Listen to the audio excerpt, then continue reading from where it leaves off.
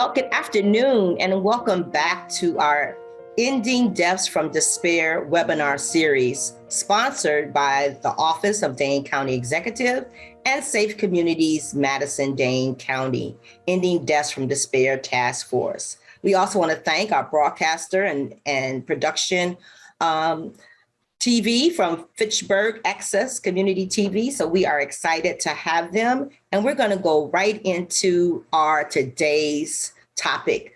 Today's topic is the S is silent in the Black community. Suicide, the unspoken word. We have a distinguished panel of speakers today who will share their own experiences of grief from losing a child to suicide, provide a realistic picture of the frequency that Black community members, particularly young people, are taking their own lives. We will speak to the impact of suicide on the family and share data on suicide and the reality of suicide in the Black community. Dr. Diane Gooding, a professor of psychiatry at the University of Wisconsin-Madison, will speak to the clinical side of suicidality. Before I introduce our powerful panel of speakers, I have the honor to introduce Ms. Charlie Daniel for her work to organize this webinar, her tireless efforts to prevent suicide in our community, as well as address opioid use and overdose in the Black community. Ms. Charlie is the founder of the African American Opioid Coalition and is the Drugs and Falls Prevention Coordinator with Safe Communities, Madison, Dane County. This woman is a firecracker for social justice, for social issues, for moving the health dial in our Black community, and we are so proud to have her in our community. And now to our distinguished panel, which includes Dr. Diane C. Gooding, a professor of psychology and psychiatry at the University of Wisconsin-Madison. She specializes in identifying and validating markers and predictors of schizophrenia and other serious brain disorders involving psychosis. A fellow in the American Psychopathological Association, as well as the Association of Psychology of Science. She also serves as deputy for psychiatry research. She has won numerous awards for her teaching as well as her research. Currently, she's the vice president of NAMI of Dane County, and Dr. Gooding is also an active member and enthusiastic member of the Madison Links Incorporated. Pam Pfeiffer is the mother of 3 daughters. She graduated from Mankato State University with 2 BS degrees, with an emphasis speech communication, with an emphasis in interculturalism and ethnic studies, with an emphasis in African American history. Then she went on to attend the University of Wisconsin-Madison, where she completed her graduate work in Afro-American studies. Reverend Dr. Anthony Wade, which I call the bishop, has served as pastor of the Second Baptist Church in Madison for 14 years and is currently the vice president of the General Baptist State Convention of Wisconsin. In 2020, Reverend Wade retired from the Center of Disease Control and Prevention as senior public health advisor after a 40-year career. Reverend Wade has been active in encouraging individuals to become vaccinated against COVID-19. One of our endearing mothers in our community. Social justice is definitely who she is. Activist is who she is. Miss, I call Mama Mona Winston, is retired from AT&T and is the co-founder of Dane County Juneteenth celebration, which we'll be celebrating on tomorrow, and is a foster parent and has been a civic leader and social justice activist in our community for many, many years. And with that, I will turn it over to our panelists to begin the discussion. Okay, I'm Mona Adams Winston, and our son Jason would have been 50 years old a few days ago on June 14th. He was our Flag Day baby. And for me, he'll always be 15 and a half. And it's kind of strange because he's my son Johnny's younger brother, but he's my son Jeremy's older brother. And Jeremy said he always thinks of him as being older, even though he's almost 44 himself right now. But he was a tall, handsome, Black young man, and he was just coming into his own. And when he chose to leave us by suicide on January 11th, 1988, and he used his own hunting rifle and somehow obtained the ammunition, even though the ammunition in the house was locked up. So we're still not quite sure how he did that. Jason left a note asking God and us to forgive him. We wrote in his obituary that he chose to leave us. This was out of respect to him and for us not to pretend it was an accident, so that other people hopefully would be able to, gain a little strength by knowing that that's what he did. Everything else we could have done just felt like it would be dishonest to his memory. It's taken me years to be able to live with his loss, and I'll never get over it. I mean, I just, if I hear somebody saying I'm just starting to get over it, I'm like, oh, wow, you're stronger than I am, because I'll never get over it. But I had a lot of specialized therapy in grief counseling, and I've managed to just learn to live with my grief. My younger son and my husband and I went to family therapy soon after Jason's death, and I just don't believe it helped us very much. I think we went too soon. We didn't get a chance to kind of decompress and get our heads wrapped around it.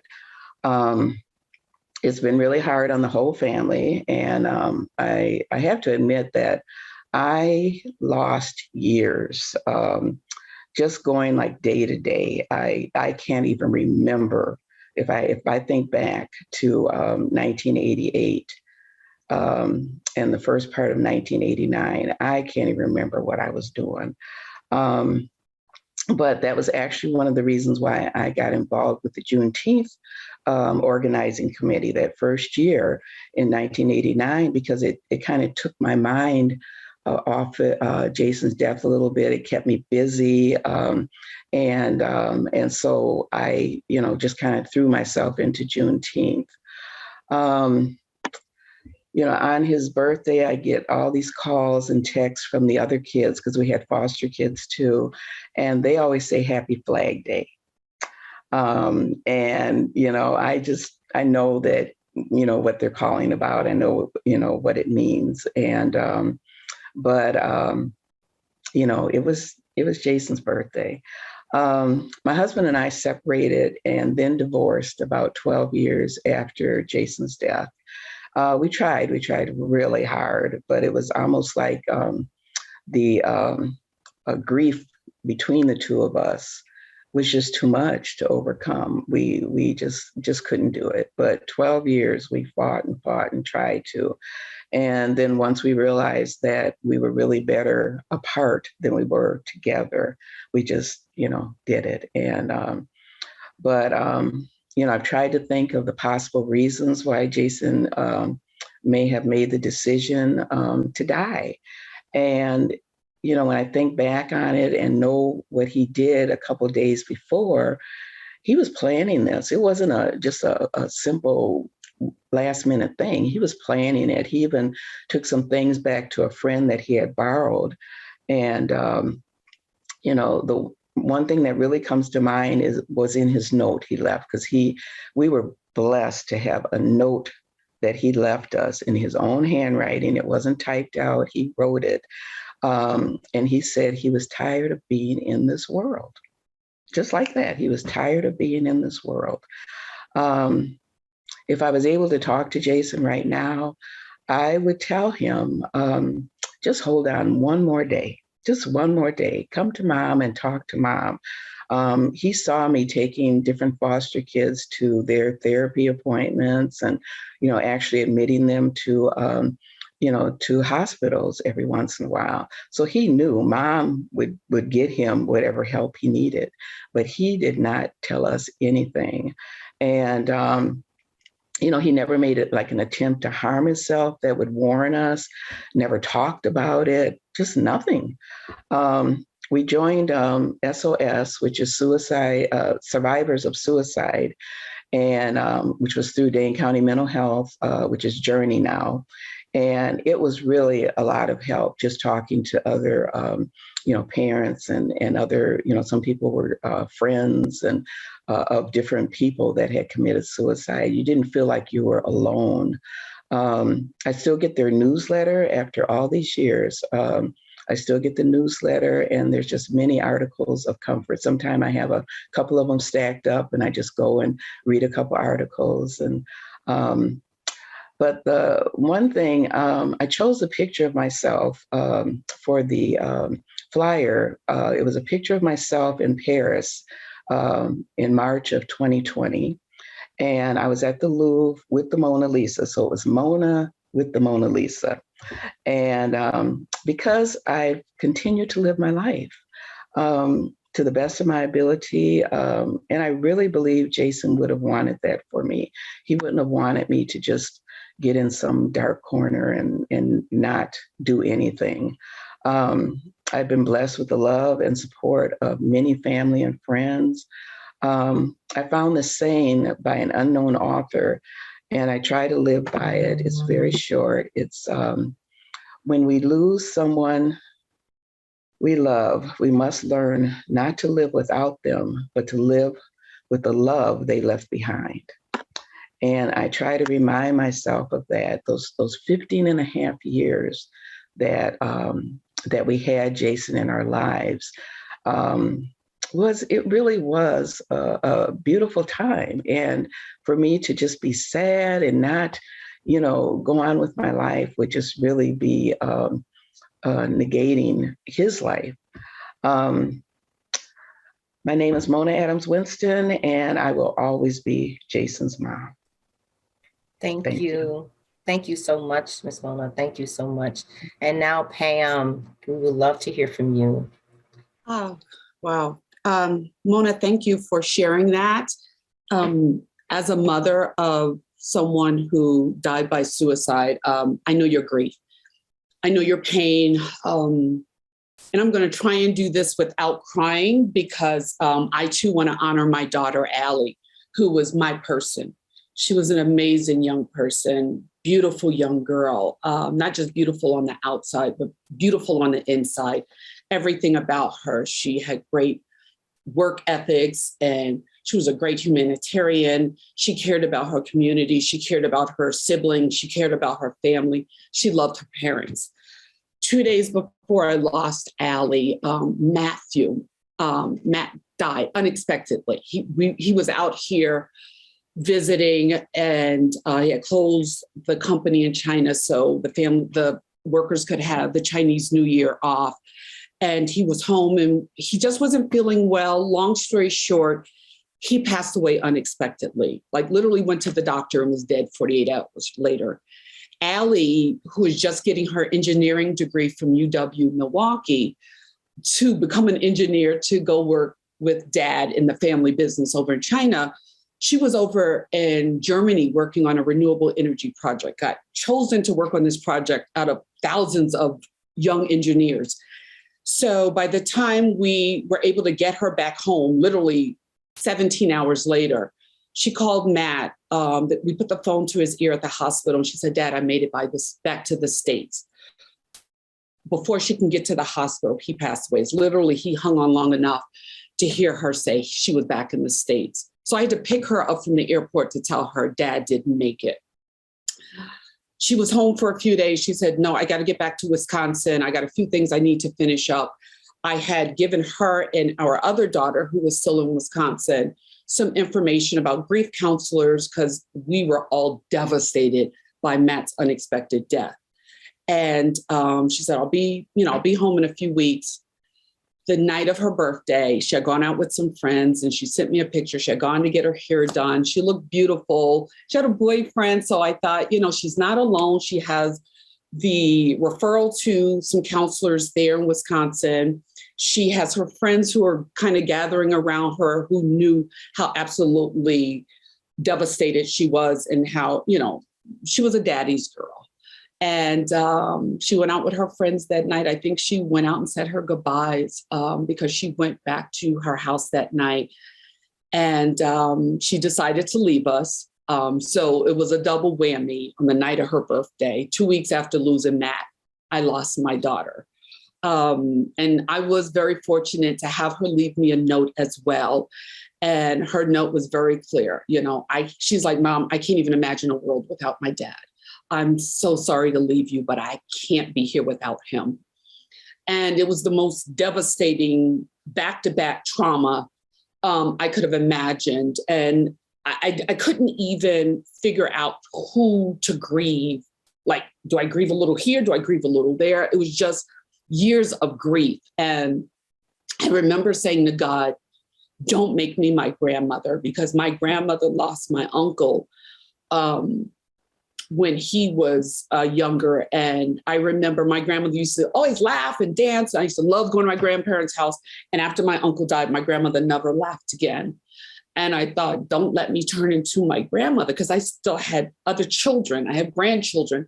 I wanted to figure out a way to live through this grief. And it was horrific and it was hard. And I had friends who literally abandoned me because my grief was too hard for them.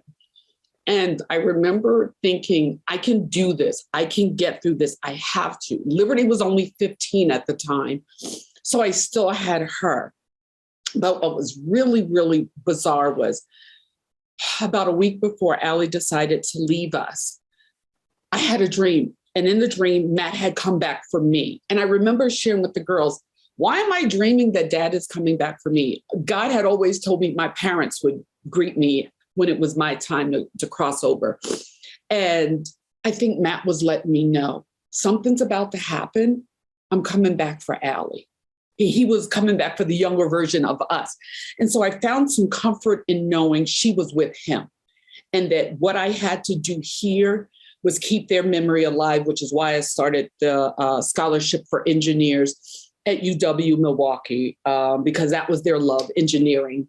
For women. So any woman who wants to go in the field of engineering, I wanted to make sure there was money available to make that dream happen, especially women of color, because we don't see a lot of women of color engineers. Excuse me. I told myself I wasn't going to cry. But it was the hardest thing I ever had to do. I mean, I'm still in therapy and because I wanted to heal, and I wanted to be a voice for other parents and other family members that, as hard as this journey is, you can heal, and it won't be easy. And some days will be easier than others. And there are days you'll cry, but I promise you, there are days where you will look back over your memories and you will be so happy. And I got to the point where I thank God all the time for Allie. I'm like, thank you for letting me be the one to be her mom, letting me give birth to her, letting me have 23 amazing years with her. There are some people who will never have those kinds of years. I have amazing memories.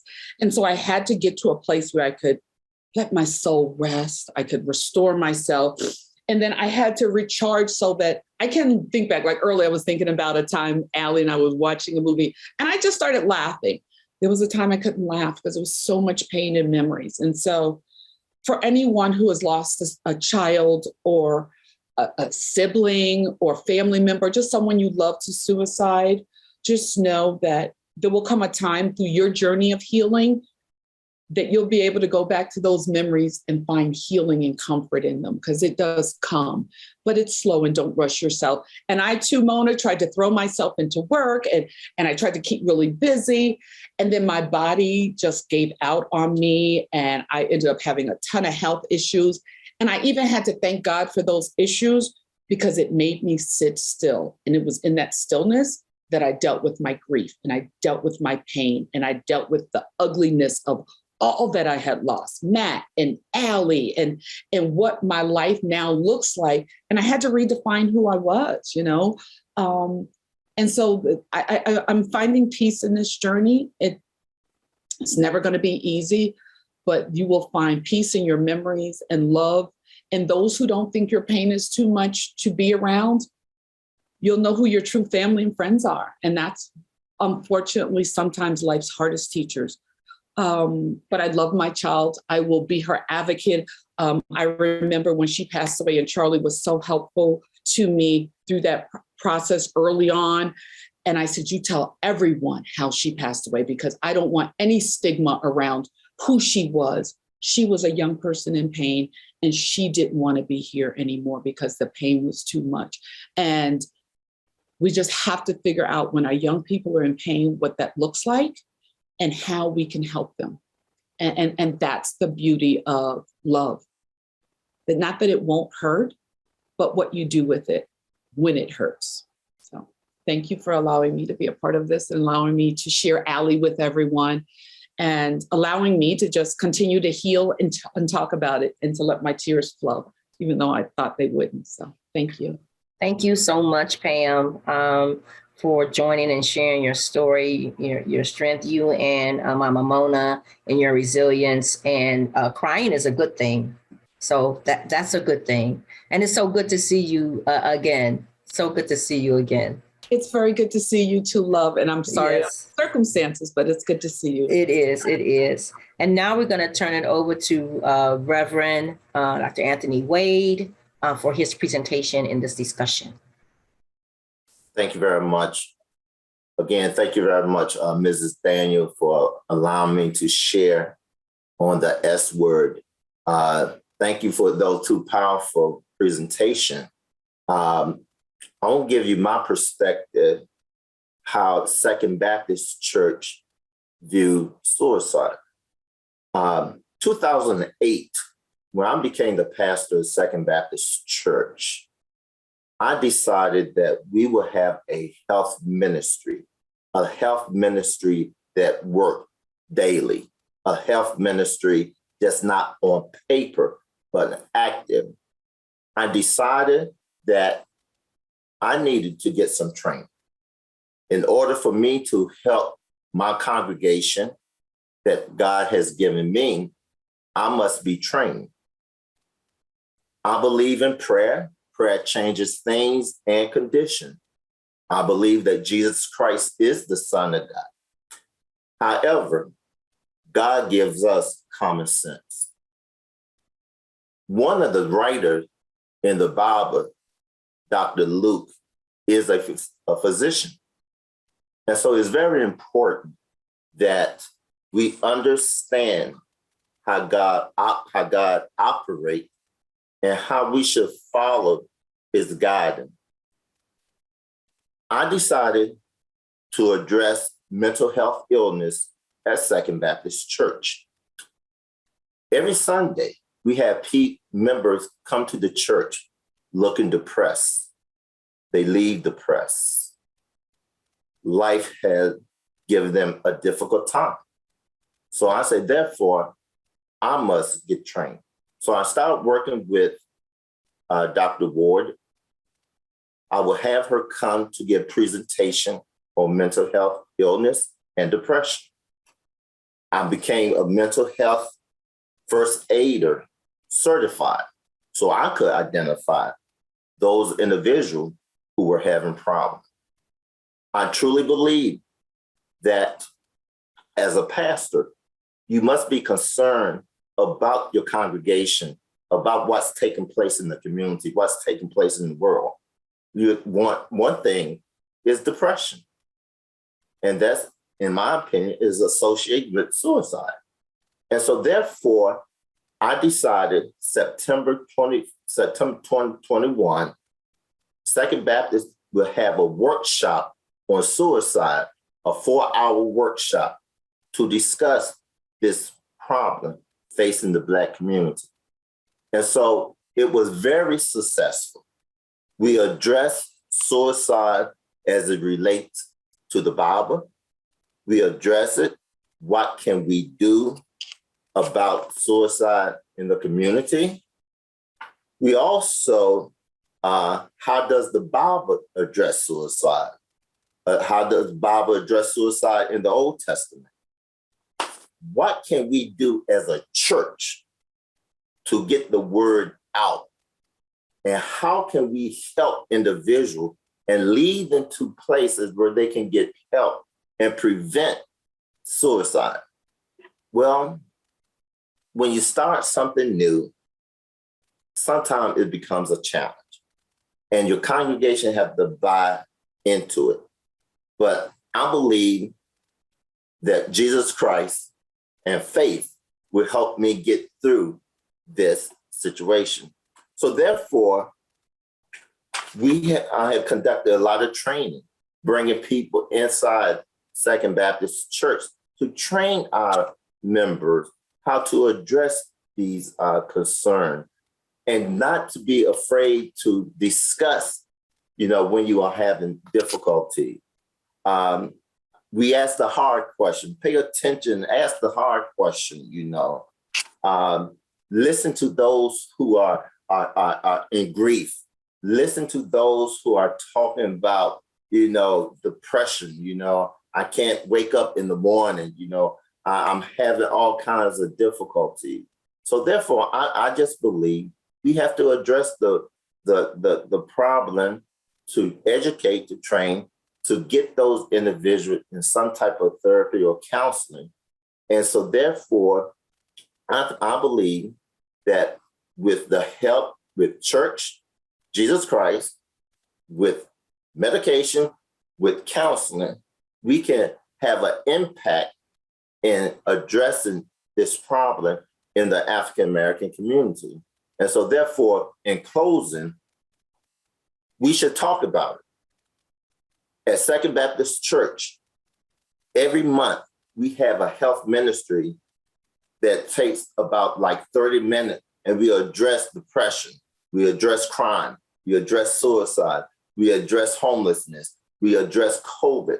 It's important that the church step up and do these things, because if you take a look at the church, it's a big hospital. We all have some type of issue, some type of problem.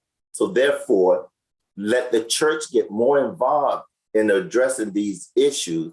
And I truly believe we can have an impact, because the church is just a big old hospital where we all have some type of issue, and we're trying to get these issues resolved. Thank you very much. Thank you so much, Reverend Wade, and for that presentation on how important it is that we as a people are involved in, and Pastor C, the importance of that health ministry within the church.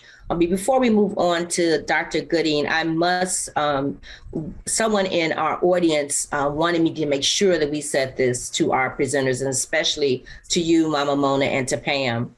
They said, please, please thank these brave women from the audience on behalf of their stories and perspective of how, and all of the amazing gifts they have given to our community. May they continue to be embraced and held up by their stories that they have touched so many people, and to be a voice of the voiceless. So I just had to get that out there to you all now, to just continue to encourage you as we even go through this webinar, right? And so those were hard stories that you all had to relive, maybe possibly re-traumatize. And so I just wanted to pause for a minute to say thank you for your resilience, and thank you for sharing your heart with us. Thank you so much. Thank you. It feels good to be seen. So thank you. Yes. It really does. Thank you. Thank you. Good. And Dr. Gooding, we're going to turn to you in that clinical piece of the suicide, and you want to share your screen. You can go right ahead. Thank you. I just want to echo everything, the appreciation for each one of you for sharing your stories. We hear you. And as someone who's been a clinician in the past, and as someone who interacts with so many people who have been touched by suicide. And as someone who has lost people to suicide, I feel what you're saying, and I applaud you for being so brave as you go on your journey. So thank you. You inspire me. So what I'm going to do here is show you some data that I'm going to summarize some data, and hopefully I will make it come alive for you a bit and show you what's out there. We don't know as much as we'd like to know, and then hopefully we'll have some time afterwards. So when we talk about the rates and what we know, there's always a time lag between the dates that I will, the data that I will be showing you and the present time, because these are based on reports and the data that we collect. So you'll notice that it's usually at least 5 years after. So we know that there's sex difference in terms of suicide deaths, and females are more likely to have had a depressed mood or a known mental health issue. But when I talk about these rates and these statistics, this is only true for about 50% of the deaths by suicide. So there's still so much that we don't know. Now, this is an interesting graph because if you look at the age that the deceased person was at the time of suicide, this is why most people say, oh, the typical person who dies by suicide is middle-aged.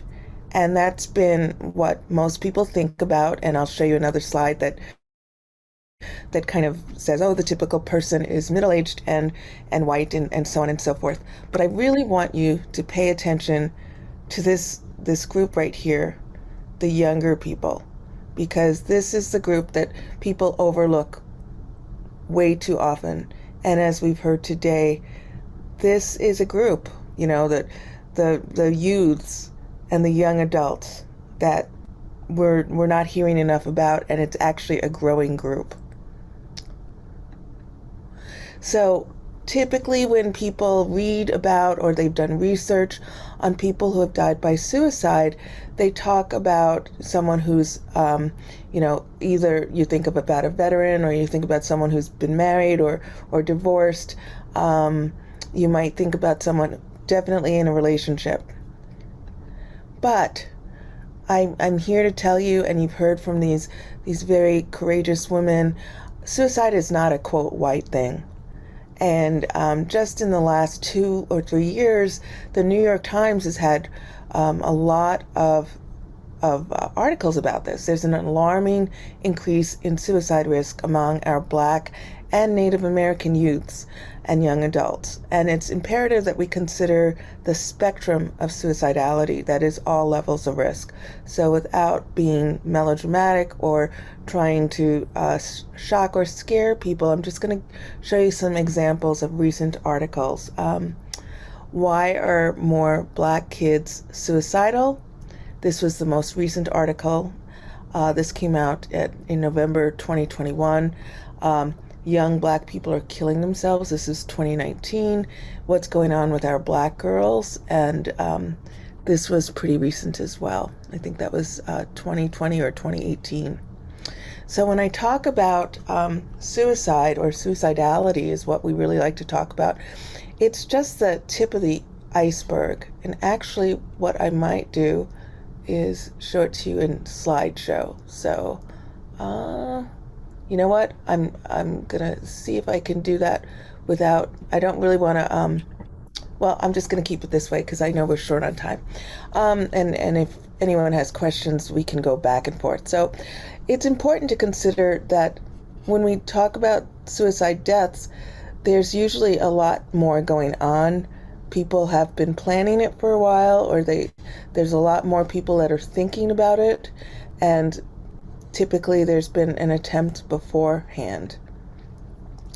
Now, and so actually, before we go on, I'm going to be focusing on not only just suicide deaths, but the suicide attempts in the Black community, and suicidal ideation and plans.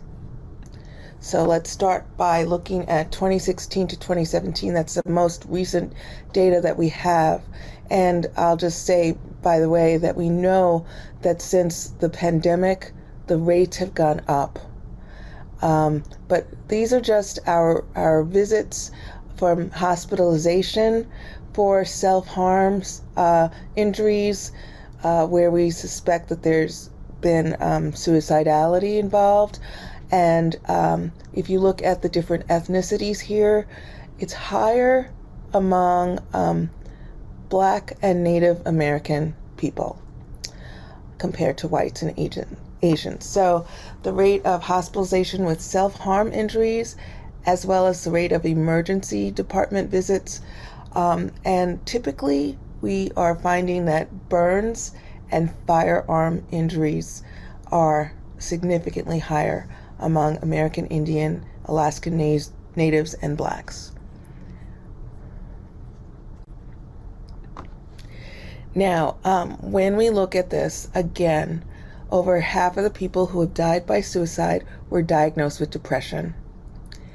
So if you think about mental illness, depression is, as the minister said, depression is a harbinger of, it's a risk factor for suicide. The other 5 most common mental health conditions are at much smaller frequencies. So if you want to do something to help prevent suicide, one of the things we can do is start talking about depression in the Black community. Another thing is what we're doing now, talking about suicide and reducing the stigma.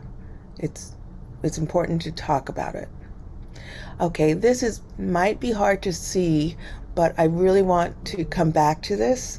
There are age-related themes or suicide-related themes by age. And it's important that we bear this in mind, because they do change developmentally as we go from, middle childhood through young adolescence, mid-adolescence to young adulthood, and then kind of adulthood, middle age, and then older. But I want you to notice, and I find this fascinating, it's a recurrent thing that in youths, we have the top 5 reasons or themes are recent arguments with parents, bullying, being a bullying victim, loss of privileges or items, history of self-harm. So again, the suicidality here, okay? That's why hospital visits, we pay attention to that. Recent suspension from school. So school problems is, that's a risk factor. The age 14 to 17, again, self-harm is a big one. But then we start looking at alcohol use, anxiety, being a bullying victim, and arguments with parents, okay?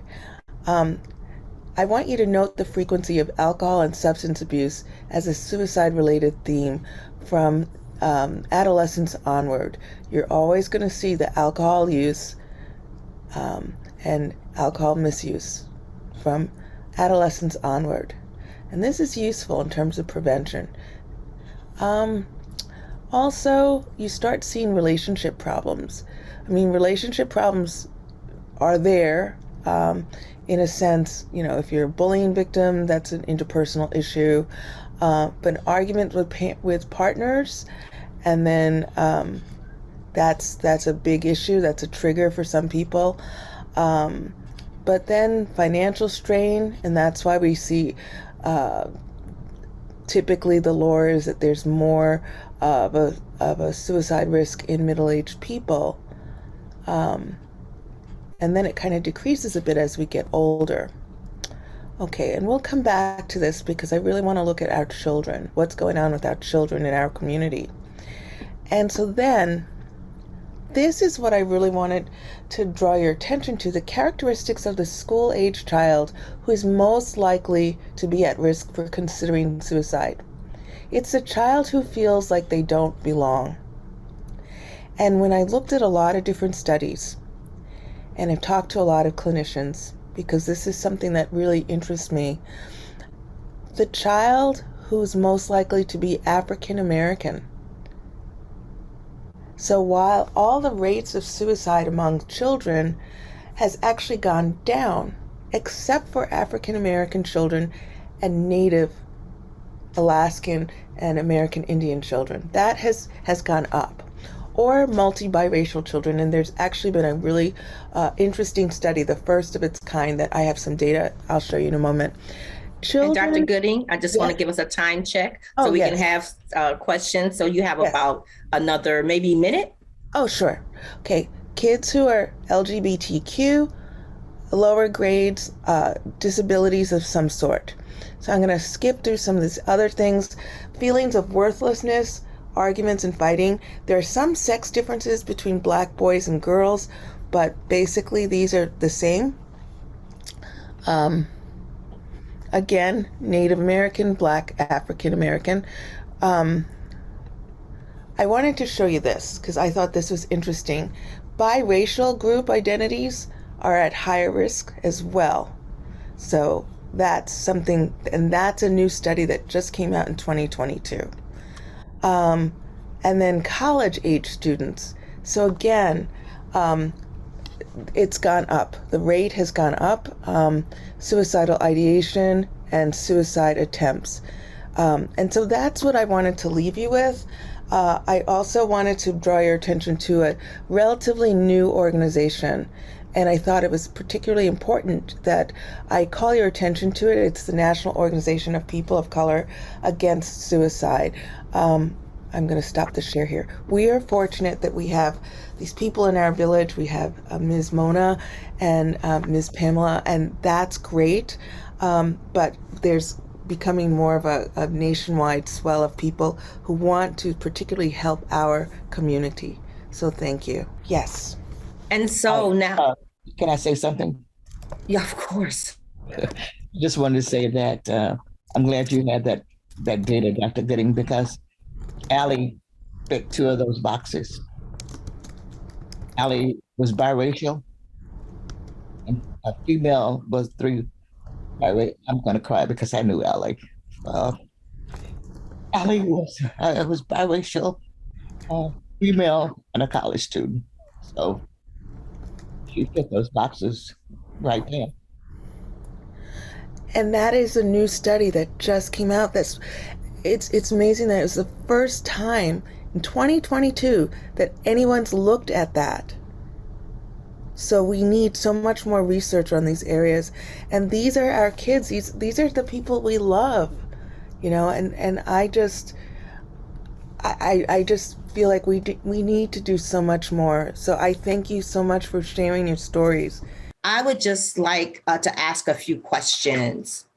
And to both of our experienced, resilient women, you all talked about therapy. I kind of heard you went to therapy. It might have been too soon. It might have been, when, and it's different for everyone, right? And so how did you know you had that right connection of therapy?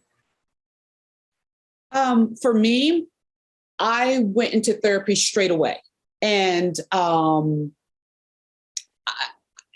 Mona said sometimes if you do something too soon, that resonated with me because I think I was in shock for a few years. Mm-hmm.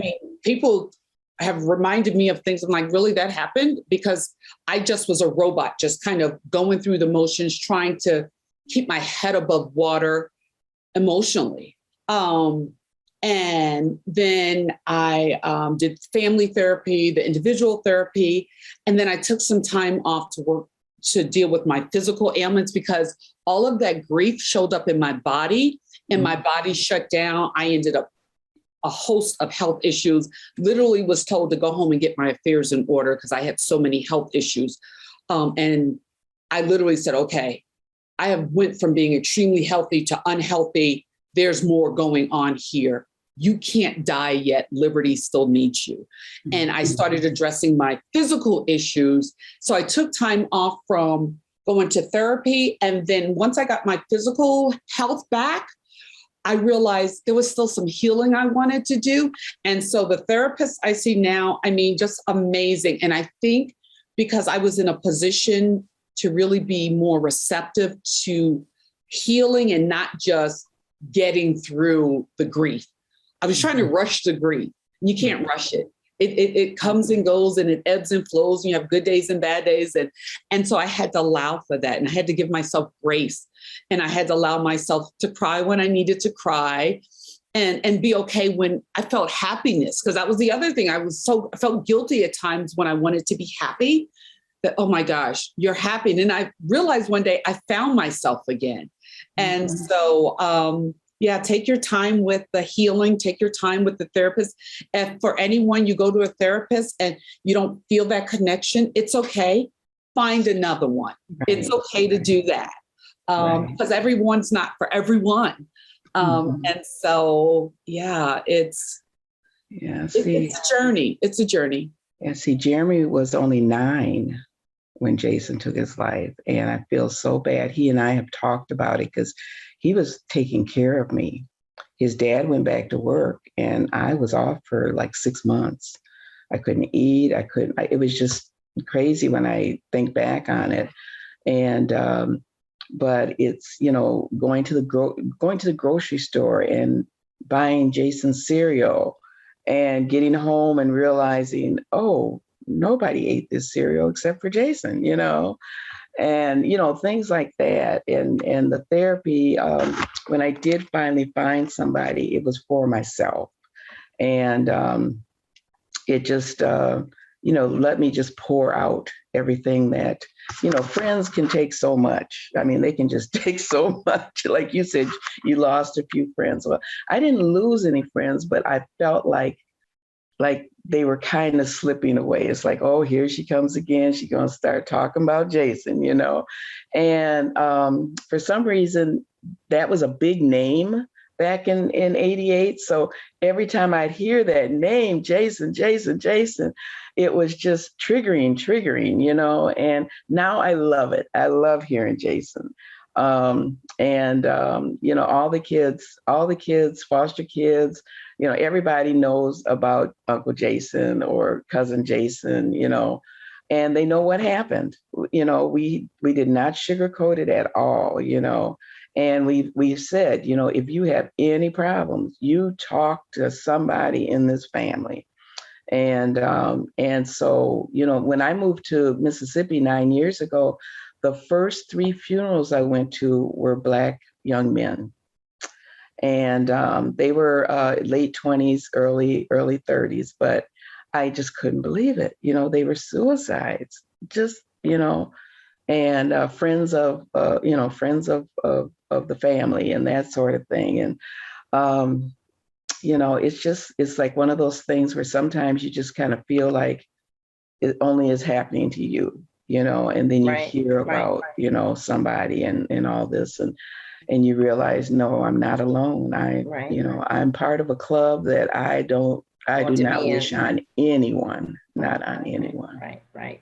Well, we want to call out just their names, Allie and Jason, just want to call them into this space, into this atmosphere. I definitely wanted to do that. We had one question that came in. We've been hearing a lot about, regarding impact of trauma, early childhood trauma and historical trauma. Does anyone have any recommendations about how to improve our efforts in this trauma treatment and prevention, especially, with what we're dealing with now with racism and all that piece, and really finding the right therapist? I know we have Anissa's now, but we didn't have that, back Mona, some 20 some years ago. 30 years ago. We didn't have Black therapists. And so how does that piece of, recommendations regarding that trauma treatment, Well, I am so fortunate that my sister, Pam Sword, is a therapist at Anissa's, because every once in a while I get a free, a little free session. She'll give me a breathing exercise, and and it feels so different than what I had before. I had a good therapist once I found the one, but she was an older white lady. But she was woke. That's all I can say. She was woke. Okay. And but Pam is, I tell you, I just think there's been times when talking to her has just really calmed me down and pulled me together, so I'm very fortunate. Go ahead, Pam, real quick. Because our youngest, Liberty, ended up college at 16, and now she's 23 and a licensed therapist. This year, and so she is really big on a lot of her practice on suicidal tendencies and helping people, LGBTQ community members, and people who are marginalized and ostracized and feel different. And that's a lot of what her therapy deals is focused towards. So that is so awesome. I just want, in these last minutes, to give you all each a 30-second piece of what our Black community needs to do to make that essence suicide, that these things happen in our community and we can't share and talk about them. So, and how do we do that? And so real quick, 30 seconds from each of you all. And I'm gonna start with Dr. Gooding. Reduce the stigma. Reach out. NAMI, Dane County is one resource. Talk to others. Yes, Bishop. You on mute, Bishop. We must talk about it in the church. Yes, absolutely. A faith base, yes. And have our pastors aware on how to deal with it. Yes. Right, and how to deal with families, right? Yes. And like you said, Bishop, you took training. Yes, and it's very important because you got to practice what you preach. And so therefore, training is very important. All right, thank you, Bishop. And Pam, my dear friend Pam. I just think if we can just keep those lines of communication open, remove the stigma. We have got to remove these stigmas in our community. And it's okay to be in pain. And we have to embrace each other, love each other more. We have to love each other. Yeah. And Mama Mona, as our elder, what's the lasting thoughts you have for us? I think, between what Pastor Wade is doing, what our pastor is doing at Mount Zion, Pastor Allen, in how they brought Anissa's in, and they're there for people to drop in. I think, those type of programs are so important, so people know that there's help out there for them, and they're not alone. There's so many people that are just living that that feeling of being alone and feeling embarrassed. I have all this, but I'm so sad. Right. So that's what I think. It just the awareness and the help that's being given just needs to be broadened. Thank you. Thank you. You all have been incredible, powerful. I can't tell you enough how empowering it has been, and to see your strength and to help others. And so we want to say thank you. Thank you all for attending the webinar. Even if you might have gotten kicked out, we want to thank you for attending. It's going to be recorded, Ending Deaths from Despair. Thank our sponsors, Dane County Exec Office, Safe Communities, the task force. Thank our amazing, resilient, powerful, phenomenal panel, Dr. Diane Gooding, Reverend Anthony Wade, Pam Pfeiffer, and Miss Mona Winston. Again, thank you to Miss Daniels, one of the founders of organizations, so many Black things that get done in our community. So again, I'm going to sign off and say thank you all for attending. This was so important, especially as we as a people, as Black people, begin to celebrate Juneteenth. So this is an amazing kickoff to our resilience our phenomenal power to keep going, to love, to hold on, to get to another day, and to watch our family. Look at those triggers, or look at those things that may that we're looking at, not feeling good, sad. So begin to look at those things. And I love what you said, Pam. Love. Let's love, continue to love our family and our community. So thank you all for attending. Thank you for your time. May God bless you and have a great Juneteenth weekend. And thank you for sharing your amazing stories. We are continuing praying for your strength in the journey.